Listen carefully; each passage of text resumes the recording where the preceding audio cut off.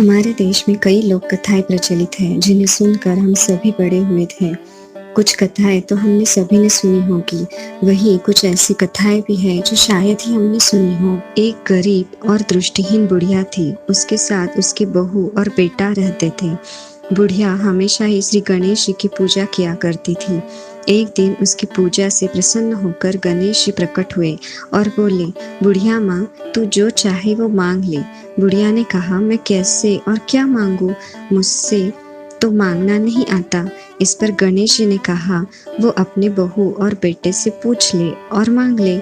यह सुनकर बुढ़िया ने अपने बेटे से कहा, गणेश जी ने कहा है कि मैं कुछ भी मांग सकती हूँ, तो बता मैं क्या मांगू। उसके पुत्र ने कहा कि माँ, तुम गणपति बप्पा से धन मांग ले। वहीं बहू से पूछा तो उसने कहा कि वो गणेश जी से नाती मांग ले।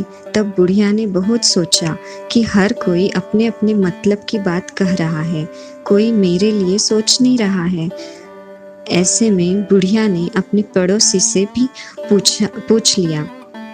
तब उस सभी ने कहा, बुढ़िया, तू तो कुछ ही दिन जिएगी, धन और नाती मांगने से क्या फायदा। तू अपने लिए आंखों की रोशनी मांग ले, इससे तेरी जिंदगी आराम से कट जाएगी।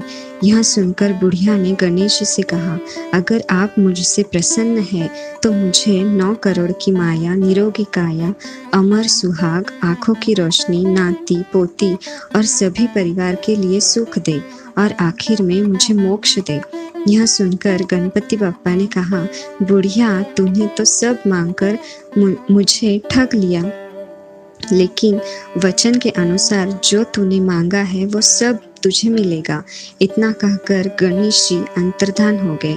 बुढ़िया ने जो कुछ भी मांगा था उसे वह सब मिल गया। हे गणपति बप्पा, जैसे तुमने उस बुढ़िया माँ को सब कुछ दिया, ठीक वैसे ही हमें भी सब दे।